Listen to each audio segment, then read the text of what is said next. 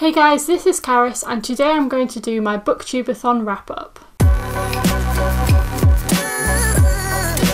If you've watched my latest video, or if you follow me on Twitter or Instagram, or if you just know me in real life, you will probably know that I've been participating in BookTubeAthon for the last week. BookTubeAthon ended yesterday and I'm very sad but also happy to kind of have my life back a bit. My week felt very busy because in all my free time I was reading, so I am glad for it to be over, but it makes me sad that I have to wait a whole year for the next one. I had such a great week. I did loads and loads of reading, and I'm just going to tell you now, I managed to complete all the reading challenges. I ended up reading 8 books.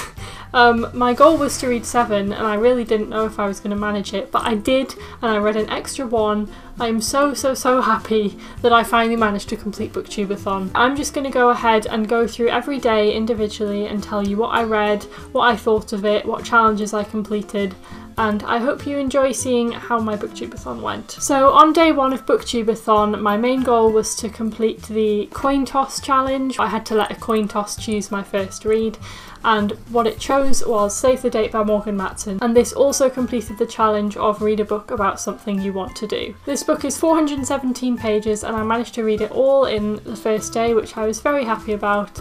And honestly, I enjoyed it so much. It was possibly my favourite book of BookTubeAthon. Save the Date is about a girl called Charlie who's part of a big family. She's the youngest sibling. Her older sister is getting married, so the whole family is coming back together this weekend for the wedding, and it's all a bit chaotic and lots goes wrong, but it's lots of fun.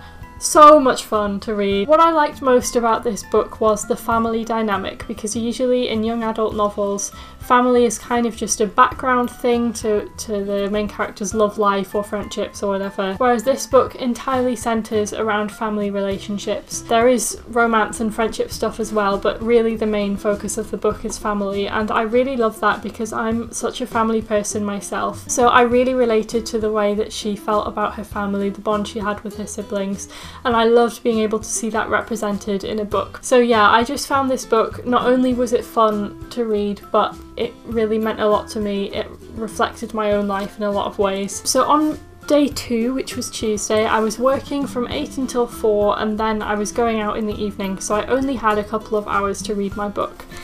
So I chose to read In Real Life by Cory, Doctorow and Wang because it's a graphic novel, it's not very long, and this book completed the Read a Book with Green on the cover challenge because of her green socks. To be honest, I was very disappointed by it. The illustrations are absolutely gorgeous. I really enjoyed looking at the drawings, and I really liked the whole idea that it was contemporary but it was about gaming, and as particularly a female gamer. I don't think this book was bad. For me it was just very unmemorable. It didn't leave me thinking or feeling about anything really. For me the biggest problem was that it was just too short. There wasn't enough time to develop the characters enough to make me care about them, and it almost made it feel like a little moral story or like a fable that you tell to children. It did have this moral and it was educational, but it wasn't a fun story that I got really invested in. I finished my Goodreads review saying, overall I think this book just focused too much on the educational value, which took away from its depth and ability to connect with readers. So yeah, this one was kind of disappointing, so I was really looking forward to it. On Wednesday, which was day 3 of BookTubeAthon, I had another free day to myself. On that day I read Fahrenheit 451 by Ray Bradbury. This was my book to movie adaptation book. The movie I will talk about in a little bit. I've been meaning to read this for ages and I'm so glad I finally got around to it because it was so good. I really enjoyed this book. This had a very dark and creepy feel to it, very dystopian, but in a way that felt realistic and like this could actually happen, especially now. Like back when this was written in 1953 or whatever, I think this would have seemed further away from the truth than it does now. Like we've kind of progressed somewhat towards this. Ray Bradbury's writing is gorgeous. I forgot about that, but his descriptions are so beautiful. I'd love to read more of his writing. It really made me think a lot about the value of reading and intellectual stimulation in our society, and it also made me think about how maybe some forms of entertainment do have greater value than others. I've always been a big advocate of like, if entertainment makes someone happy, then it's just as valuable as anything else. But actually Bradbury kind of introduces a new perspective on that, pointing out that that it can go too far, and some entertainment might be made for this really quick and easy satisfaction, and that doesn't actually bring any long-term like happiness or fulfillment. It's something that I'd love to explore in like a university essay. So as well as being like action-packed and good to read just for pleasure, I think it has a lot of academic and intellectual material that you could really look into. Then we got to Thursday, which was day 4 of BookTubeAthon, and this was when I was starting to like flag a bit, and Thursday was probably the hardest day for me because I worked from 10 till 6, then I watched Fahrenheit 451 in the evening, the movie, which I'll talk about in a second, and then I read a book in bed, but I was so tired from work, like I was so sleepy, but I managed to read it. I picked a really short one,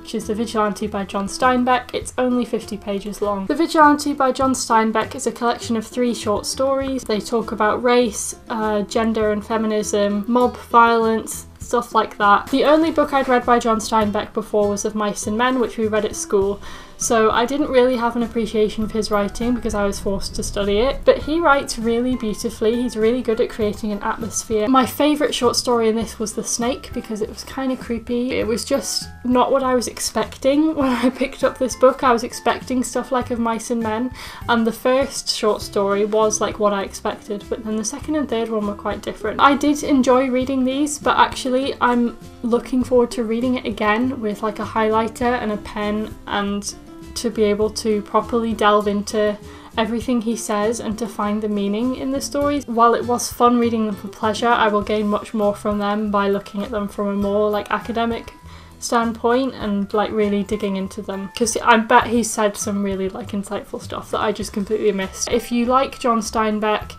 if you like American history and literature and stuff, I would definitely recommend this one. It's really short, it's just a nice little introduction to his stuff. Now the Fahrenheit 451 movie, it's the new one from, it came out in May or something, it's an HBO movie, has Michael B. Jordan in. It was really bad. I'd heard bad things about it, so I didn't even have high expectations, but it really disappointed me. First of all, I nearly fell asleep to it.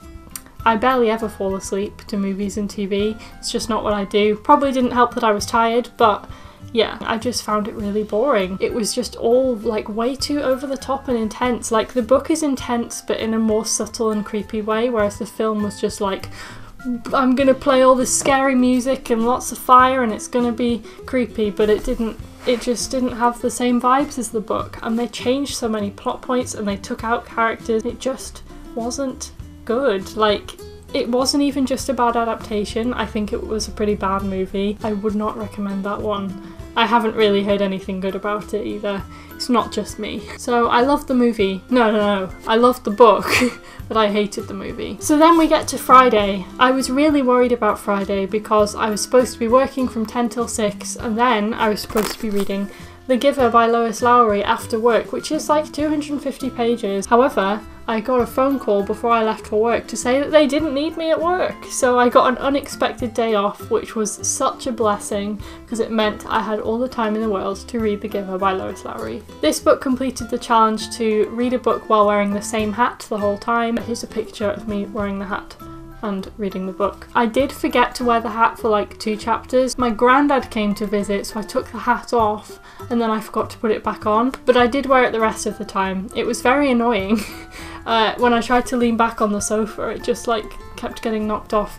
I should have picked a different hat. This book is so interesting and unique and clever, and it's another one that's really thought-provoking. It's about this perfect society. Everyone's happy and it's all like ordered and perfect and in control. You realise while reading the book that they have to sacrifice a lot for this type of perfect society. I don't want to say too much about it because it's actually quite a mysterious book.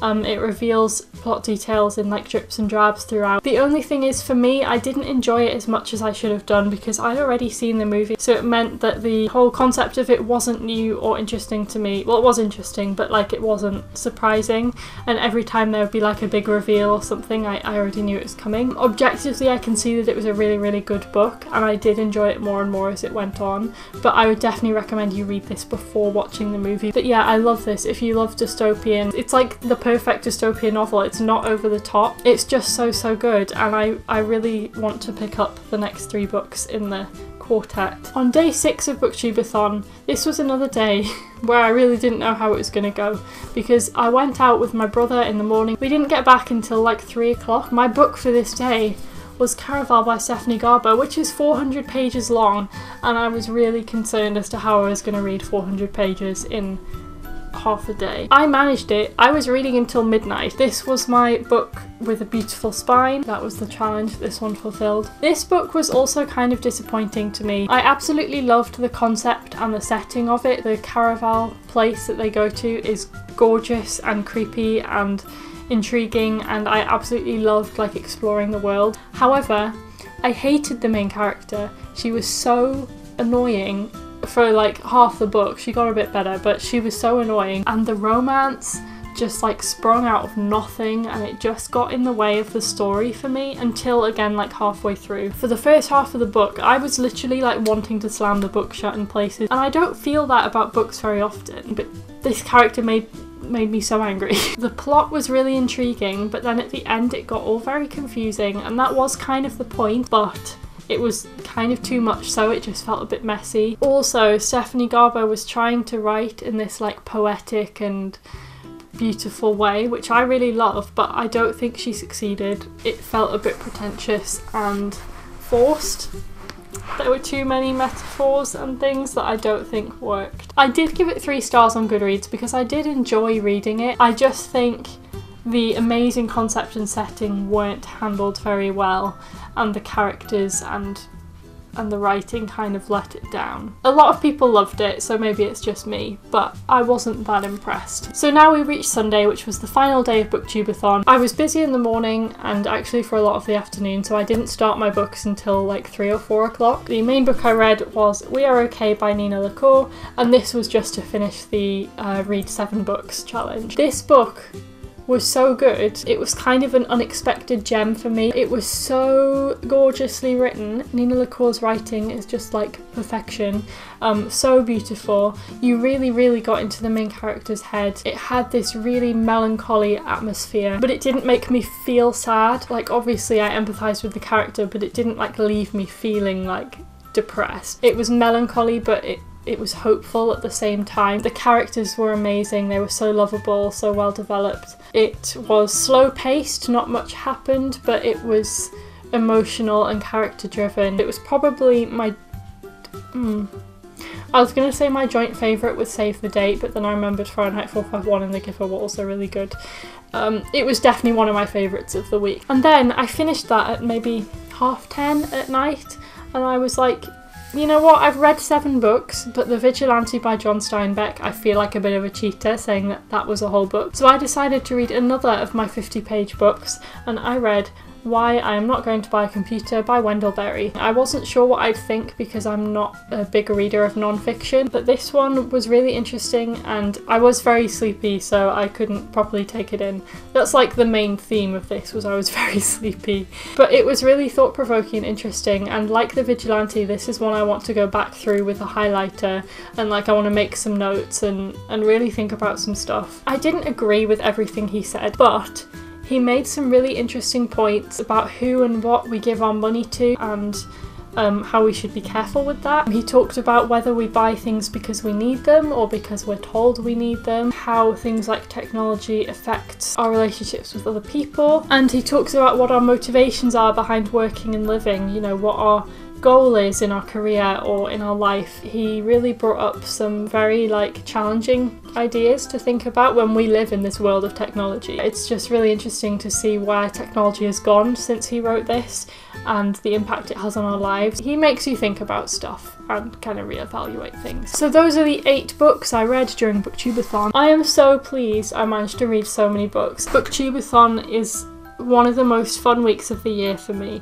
because it just helps me rekindle this love of reading that often gets lost. I prioritise my university work or my social life or whatever, and reading just takes a back seat. But BookTubeAthon is this 1 week a year where I make it like my ultimate priority, and you know, I centre my life around reading and getting to interact with this online community. It's just the best. I love the Twitter sprints so much. There's all these fun challenges and giveaways. One thing I learnt this week that I wasn't expecting is that I really like Instagram. I've never used it that much, but I took part in like 4 or 5 of the Instagram challenges and I had so much fun doing it to the point where I'm thinking of starting a Bookstagram account.